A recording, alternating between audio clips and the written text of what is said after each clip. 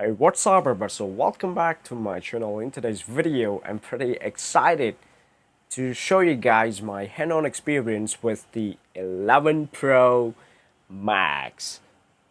So this is my 11 Pro Max, and today's video I'm not going to go very detailed about this gadget, but I just want to show and share you guys general information and my opinion about this new flagship from Apple.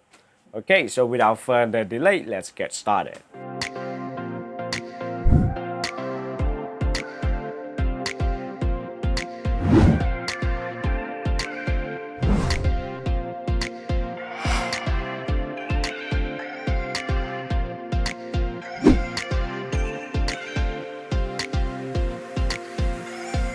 Actually, I just got it yesterday and I can't wait to show you guys what I'm holding right now.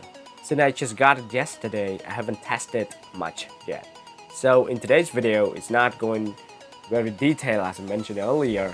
It's all about general opinions from me towards this new device. My opinion about this new flagship is that it is great in general, but there are some things that I would like to mention in this video as well. First, let's talk about the design of this new device. This is a new Great Midnight Green. Honestly, I really love that name and color. It looks really good to me. Even the color of the camera rings and the body of the phone itself looks pretty much nice with each other. I really love the fact that this color doesn't look way too much, in which the three cameras pop up and not fit to the body of the smartphone, like what other people have said. But personally, I really like the three cameras because of the varieties of their performance, like having the ability to capture the photos with 12 megapixels equipped with all the cameras. This is what other smartphones should consider having. From my experience with the LG V30, the two cameras are not consistent because one of which is 16 while the other one is 13 megapixels. Therefore, it is hard to decide what to go for when taking a photo. If taking a photo with wide lens, the result of the photo is not really good as a camera.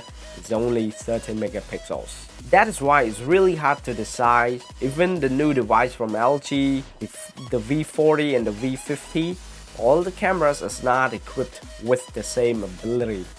Two of them are 12 megapixels while the other one, which is wide lens, is 16 megapixels. Again, it's really hard to decide which lens to go for since the camera quality is not the same. But it is great that the new iPhone comes with the camera that have the same quality with different lenses. So we can just go with any lens that we want, depending on the situation, making us feel good about what we are taking. What even better is the front-facing camera from the iPhone, which is also 12 megapixels. Well, guess what? This is what other smartphones should consider having as well. I don't know, but now it seems like we also love taking group photos because we want to be included in the photo to show that we are having a great time with each other, with our friends or family. So 12 megapixels and a wider lens is really awesome. Apart from the positive points from this new flagship, I also have something to say about this new device as well. First of all, the weight of this new device seems to be very heavy.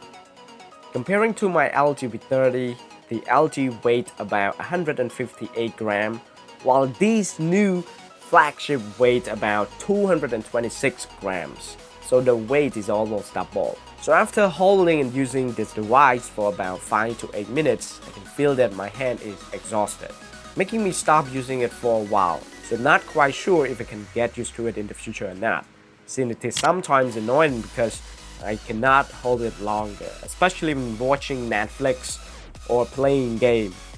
That is something I consider as a negative point about this new flagship. I know that it's heavy because of its battery performance. I gave the Apple a point for that, for having long battery life. As mentioned, it is 5 hours longer than the previous model, the iPhone XS Max. But what is the point of having long battery life but you can only use for a short period of time?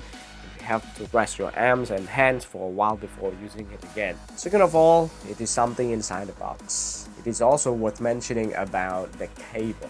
I am so disappointed because of the charging cable. As you can see, one side of the cable is changed to Type-C.